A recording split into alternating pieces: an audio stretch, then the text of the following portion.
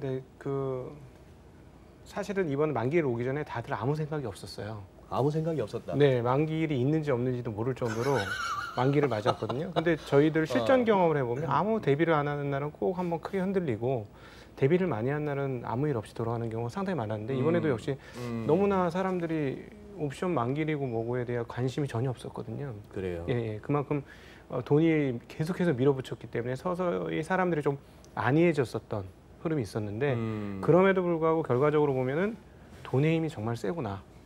다시 한번 그걸 경험하는 시간이었습니다. 부팀장님, 네. 지금 우리 개인 투자분들이 밤사이에 있었던 뭐 연준의 FOMC 네. 이런 것들에 대해서 어느 정도의 관심 내지는 뭐 좀 한번 그 분위기를 좀 듣고 싶어가지고. 네. 우리 같은 사람들은 그거 갖고 뭐 저희는 관심이 많죠. 일반인들은 관심이 있으면 좋은데 모르죠. 이게 중요한지는. 근데 이제 요즘에 확실히 그 일반인들의 참여가 굉장히 많은 것 같습니다. 여러 가지 채널을 통해서 일반인들이 학습하는 것들은 많아서 뭔지는 모르겠는데 이게 중요하긴 중요한가 보다. 뭔지는 모르겠는데. 예, 예, 이런 생각은 분명히 하고 있는 것 같고요.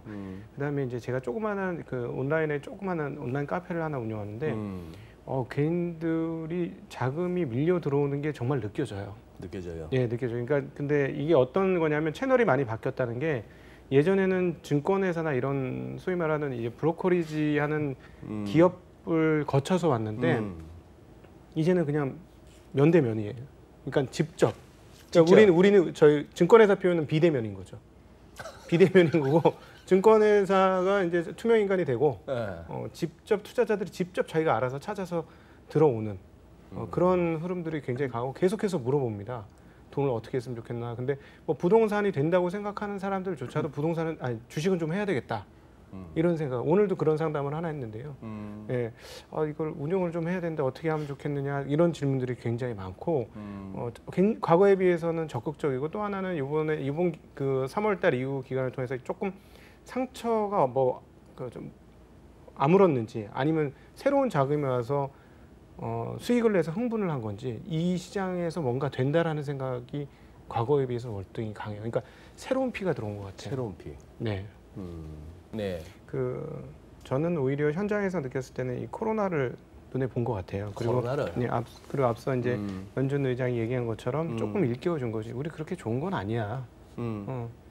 열심히 해줄 텐데, 제가 밀어줄 거긴 한데, 그러니까 이게 엇갈린 거예요. 체력 좋은 애들은 계속 뻗어 나간 거예요. 연준에서 돈 안 빼겠다 그러고 그대로 현재 스탠스 지켜준다고 하고 저금리 지켜준다고 하니까 체력 좋은 놈들은 신났죠.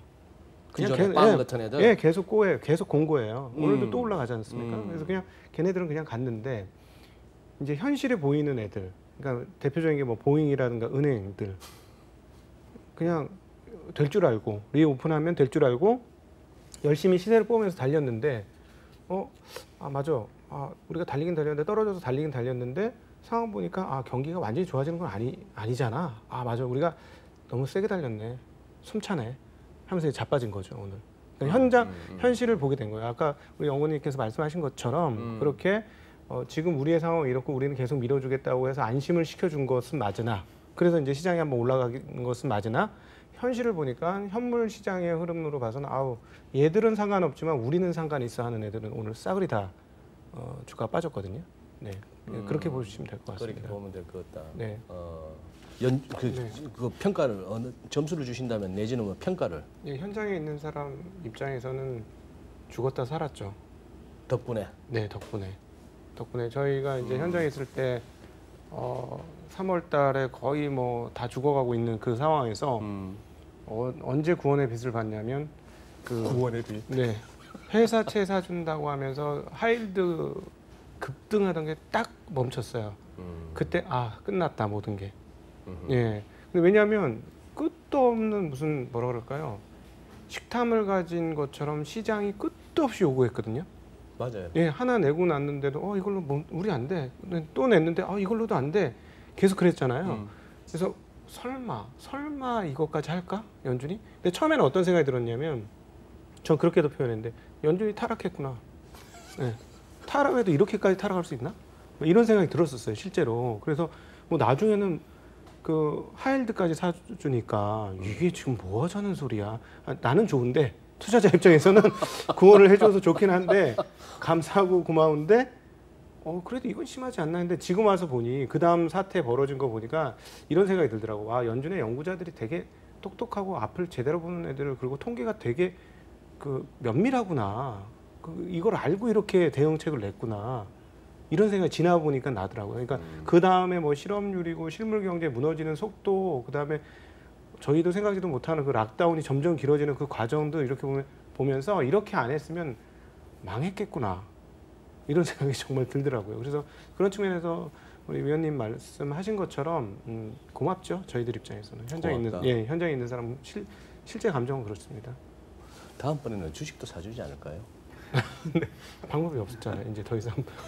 그러니까 저희가 걱정되는 건 뭐 지금 걱정할 필요는 없지만 이 다음 국면에 도대체 무슨 정책을 할 수 있을 건데 하는 생각이 사실 좀 들어요. 이렇게까지 다 이런 표현 적절하지 않지만 다 빨개 벗은 느낌인데 여기서 또 도대체 어떤 무기를 갖고 올까 하는 생각도 현장에서는 좀 듭니다. 그래서 좀 두려운 게 있어요. 이번에는 대비를 하고 있어야 된다는 생각이 조금 들기도 하죠. 네. 보시기야.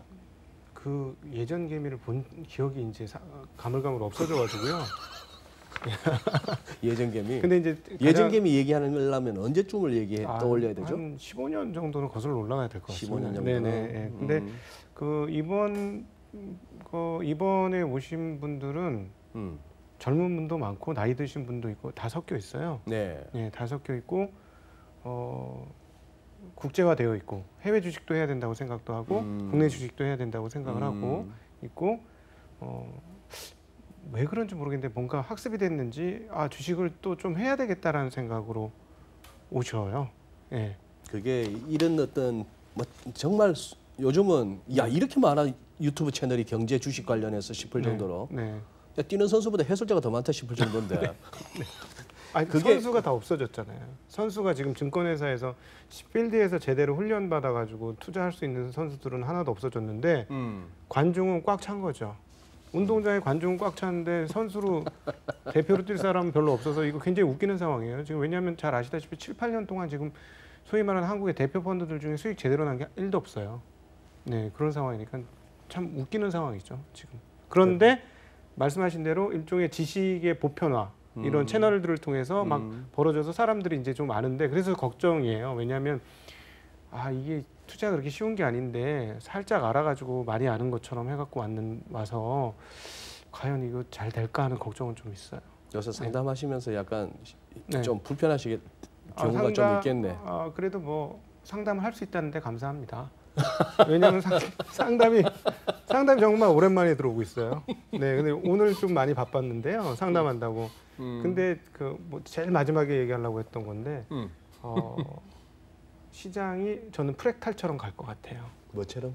프랙탈. 그러니까 흐름 속에 또 작은 흐름들이 있는 걸 우리가 일컬어 프랙탈이라고 하지 않습니까? 네. 근데 오늘은 이렇게 해서 한 사이클을 어제 우선주나 이런 것들이 굉장히 많이 올랐잖아요. 그러니까요. 그리고 본질 가치가 측정하기 어려운 바이오 주식이나 이런 것들이 엄청나게 올랐잖아요. 그럼 보통 우리가 생각할 때 이거 끝이 왔어 이런 생각을 하잖아요. 이 사이클 네. 끝났어. 근데 네. 사이클이 끝난 것 같고 이제 하락을 할 것 같은데 막판에 다시 돌리면서 돈의 힘을 보여줬거든요. 네. 아마 이런 흐름들이 계속될 것 같아요. 조금 빠지다가 대기하고 있는 자금이 그래 싸졌네 하고 확 들어오고 올라가다가 또 빠지면 또 확 들어와서 다시 또 땡겨주고 이런 그 큰 사이클 안에서 가는데 대체적으로는 약간 우상향하는 지금보다 조금 더 왜냐하면 상담만 들어와요. 돈은 덜 들어오고 네 이게 그 묻지마하고 돈이 들어오는 시점이 딱 있어요. 저희가 현장에 있어 보면 필드에서 이제 고객들을 만나보고 하면은 일단 돈 넣고 상담하는 상황이 있어요. 지금은 상담하고 돈을 넣으려 그래요. 근데 언제가 마지막 장이냐면 돈 넣고 상담하려 그럴 때가 마지막이거든요. 근데 지금은 상담해놓고 어떻게 하겠습니다 결정하려고 하는 고민함이 있어요. 제가 제일 걱정하는 것은 장고 뒤 약수가 나오지 않을까. 항상 그렇거든요. 그거는. 그래서 그거는 이제 좀 걱정인데 어쨌든 지금 막 계속 태핑하시는 분들도 있고 일부는 넣으신 분들도 있고 섞여 있습니다. 네. 근데 다행히 잘 모르잖아요. 해외 주식이. 그러니까. 네. 그게 다행이에요. 무슨 말씀?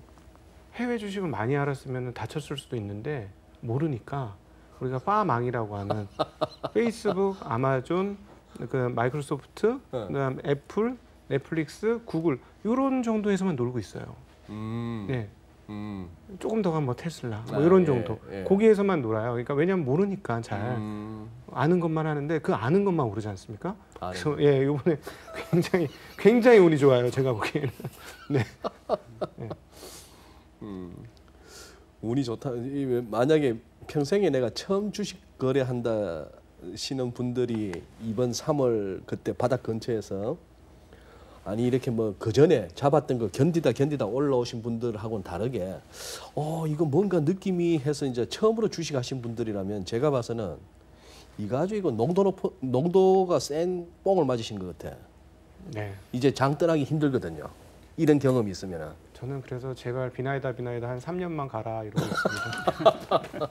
그러면 한 3년 경험해 보면 여기서 정말 성공의 경험을 축적해 갖고 제대로 된 자산가와 투자자들이 양성될 것 같거든요. 그래서 진짜 제 심정은 비나이다 한 3, 4년, 많게는 5년만 가라 미국 시장처럼. 그러면 좋아. 이 똑똑한 한국 사람들이 잘해내지 않겠는가. 사실은 뭐 한국의 소위 말하는 제대로 된 투자자들을 많이 나왔던 게 2002년, 2007년도 한국의 저평가 주식들 재평가되고 나서 지금 자산운용사 대표들이나 이런 분들이 다 그때 발굴된 거 아닙니까? 맞아요. 예, 그러니까 제발 그러기를 좀 바라고 있습니다.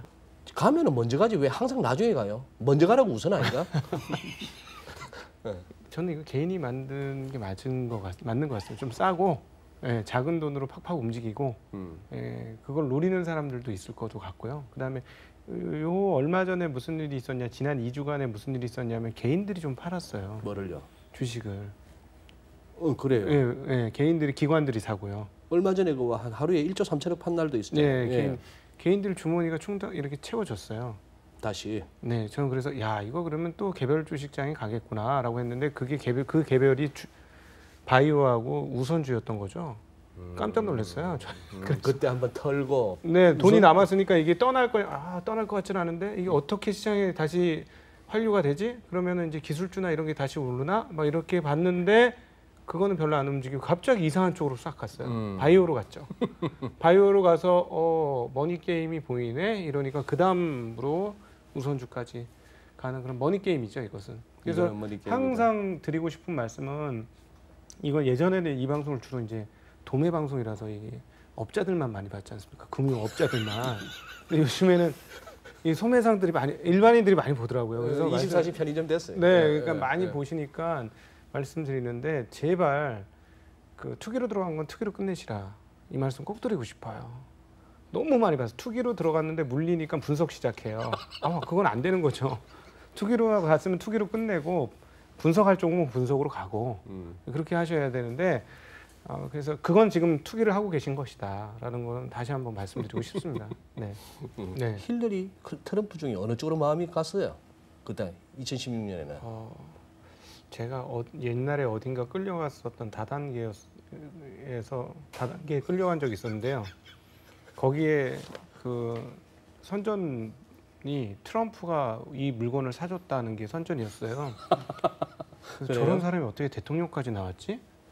그래서 대통령이 될 거는 전 정말 꿈에도 생각 못했어요. 꿈에도 생각 못했다. 네. 황당하더라고요. 황당하다. 네네네. 그럼 4년이 지난 지금은 예를 들어서 투표권이 있다고 하면은 누구 찍으실 것 같아요 지금? 그때는 황당했고 지금은 피곤합니다. 네. 진짜 좀 피곤해요. 그러니까 시장은 사실은 잘 살려줬죠. 미국 시장 기준으로. 미국 시장 기준으로. 네. 그럼 저희들은 소외감만 느꼈고 미국만 좋으니까. 네. 그래서 그리고 저희는 아무래도 중국하고 노출되면 저희가 한국이 가장 크게 영향을 받으니까 그런 것도 노출을 전면적으로 시켰기 때문에 들리는 말로는 민주당도 똑같다. 오히려 중국 더 싫어한다고 하지만 이런 정도까지는 할까 할 정도로 그래서 피로감이 좀 많습니다. 피로감이 많다. 네네. 그게 순수한 제 입장입니다. 순수한 네, 그 반등을 제대로 못한 게 있죠. 증권이나 보험 이런 쪽은 뭐 제대로 다 못했죠. 증권이나 보험. 네네 이런 쪽은 다 오르긴 올랐는데 다 못했습니다. 은행도 오르다 말잖아요 지금. 은행도 오르다 네네. 말다. 미국이 저렇게 헤매니까 더 헤매는 것 같고 삼성전자 관해서는 왜 못 오르냐 상대적으로. 네. 이걸 삼성전자를 자꾸 반도체 주라고 하는데요. 4년 전만 거슬러 가면 이게 휴대폰 주식이었어요. 그렇죠. 예, 휴대폰이 죽어서 그렇습니다 지금. 휴대폰이 죽어서. 네, 휴대폰이 죽어서 저는 반도체 관련해서도 제일 걱정하는 게 하반기에도 이렇게 휴대폰이 안 팔리면은 어쩌지? 저는 반도체가 뭐 지금 뭐 데이터 센터 때문에 먹고 살지만 사실 데이터 센터 나오기 전에 가장 큰 시장은 핸드폰 시장이었지 않습니까? 1년에 뭐 한 14, 5억 대가 팔리는 상황이었는데 올해 뭐 12, 3억 대 이런 얘기가 나오고 있거든요. 네. 그래서 삼성전자 왜 못 가냐고 자꾸 그러는데 뭐 반도체 좋다는데 아니 삼성전자가 반도체만 있냐고 그 옛날에 그렇게 큰 핸드셋 사업은 왜 생각을 안 하느냐 이런 얘기를 제가 주변에 해요. 네. 그래서 사실 지금 굉장히 위기입니다. 저희가 봤을 때 핸드셋만 보면 삼성전자는 애플의 전략이 삼성전자를 압살하는 전략으로 지금 나오고 있거든요. 그래요? 밑으로 세그먼트를 내려버렸어요. 지금 세계에서 제일 비싼 폰은 삼성폰이에요. 애플폰이 아니고. 맞아. 그리고 이번 아이폰 12도 가격을 내려요. 이렇게 되다 보니까 삼성전자 밑에선 중국 놈들 치고 올라오지 위에선 상위권자가 자꾸 밑으로 내리지 그러니까 끼어 있는 거죠.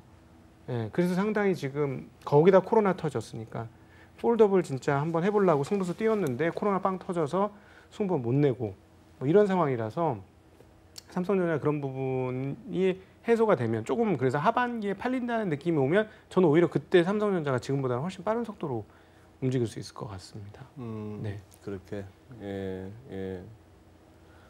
그러고 우리 뭐 뉴딜 뭐 이런 얘기도 나왔는데 그 관련한 주식들은 좀 어땠나요? 그린 뉴딜에서 사업 크게 하는 사업들 별로 없지 않습니까? 그 발전이나 이런 거 다 조그마한 회사들이에요. 그래서 그거는 산업이라고 보기는 좀 그렇고 앞서 우리 위원님께서 말씀하신 것처럼 그 2차 전지가 오히려 그린 뉴딜인 것 같아요. 2차 전지. 네네. 근데 이 시장은 명확하게 폭발적으로 증가하는 게 확정이 되어 있어요. 그래서 최근에 그렇게 많은 가격 상승이 있었습니다. 예, 왜냐하면 테슬라가 새로운 시장을 열고 있거든요. 사실 지지부진했는데 얘네가 치고 나온 거예요. 모델 3 나오면서부터. 네. 그래서 지금 상황은 모델 3, 모델 Y, 그다음에 사이버 트럭 이런 등등 해가지고 매년 50만 대 정도씩 증산이 되는 거예요. 네. 그러면 이 캐퍼가 어느 정도 캐퍼냐면 2년에 2배 정도로 2차 전지의 배터리 용량이 늘어나야 되는 정도의 수준이에요. 예, 물론 이제 어느 정도 되고 나면 배터리가 그 뭐랄까 오버 캐퍼시티가 되면서 공급 과잉 쪽으로 한 2025년 이후에는 나올 가능성은 있지만 한 2023년, 24년까지는 이게 계속 증가일로의 상황이라서 이런 쪽은 당분간 더 괜찮을 것 같습니다. 근데 이제 잘 보셔야 되는 게 충분히 가격이 비싼 놈들이 많아졌어요. 뭐 대표주들도 사실 뭐 그 주식들이 그렇게 옛날에 비싼 가격 지금 못 받았거든요. 근데 지금 엄청나게 높은 EPS 대 배수를 받으면서 올라가 있어요. 그래서 거기서도 이제는 좀 선별은 필요하실 것 같습니다. 좀 안 오른 놈들로. 예. 캐퍼는 증설되는 건 분명하니까. 예. 코로나 바이러스가 일 한 번 더 낼 가능성은 염두에 두고 계시지 않나요? 제가 항상 하는 얘기는 향캔을 처음 땄을 때 향기가 굉장히 강하지만 시간이 지나면 사람들이 무감각해집니다. 처음에 코로나가 터졌을 때는 메르스인 줄 알고 무시했다가 생각지도 못했던 무슨 스페인 독감처럼 오니까 너무나 큰 충격을 받았던 거죠. 네. 그래서 다음번에 오면 그 정도의 충격은 안 받을 겁니다. 사람들이 다 그 생각을 하고 있는데 당신 생각대로 안 될 거야 라는 말씀을 하고 싶고요. 그다음에 마무리 발언. 네. 오늘 저 여기 와서 깊은 깨달음과 통찰력을 얻어갔는데 우리 김 연구원님 한 얘기 중에 얘기를 듣다가 크게 깨달았어요. 왜냐하면 이렇게 돈이 많아서 사람들이 어떤 생각을 하냐면 왜 이렇게 주식시장에 돈이 많이 들어올까 하면서 부동산에 있는 자금이 들어오는 거야, 그럴 거야 막 자꾸 이런 얘기를 했어요. 근데 아무리 봐도 그건 아니거든요. 네. 예, 그건 아니에요. 제가 현장에 가서 만나보고 그래도 전혀 그거 아니거든요. 근데 오늘 우리 김 애널리스트님 얘기 들으면서 깨달았어요. 채권 시장에서 오는 거구나 이 돈이. 채권 시장의 트레이드 오프 관계가 되었구나 라는 거가 느껴져요. 그러니까 채권에 박아놓을 데가 없으니 1%도 안 되니 이쪽으로 오는 거구나 이런 깨달음 받았고요. 만약에 이게 맞다면 생각보다 이 트렌드가 굉장히 큰 사이클로 갈 수도 있겠다. 그럴 수가 있네요. 라는 생각이 오늘 들었고요. 예전에 그 감사하고. 뭐 그레이트 로테이션 뭐 이런 얘기도 한번 했었잖아요, 우리가. 전혀 전혀 생각지도 않았던 데서 지금 그레이트 로테이션이 되고 있구나라는 걸 깨달았고 오늘 얘기를 하면서 그렇다면 개인 투자자분들은 생각보다 좋은 장이 꽤 길 수도 있다고 생각이 드는데 대신 아는 것만 하시고 항상 계좌에 현금을 갖고 계시면서 하셨으면 좋겠습니다. 그래서 제가 개인들 많이 연구해 봤는데 개인들이 뭐 좀 크게 벌겠다고 작은 종목 들어가서 결과가 좋은 적을 본 적이 없어요. 그 작은 종목은 저희 같은 전문가들 몫입니다. 저희 몫으로 남겨두시고 개인 투자자들은 유명하고 큰 것 중에서 가격이 떨어진 것, 올라간 것만 구분을 하셔서 그런 쪽에서의 이렇게 교체를 하시면서 대형주 중심으로 왔다 갔다 하시는 게 좋지 않을까 싶습니다. 예.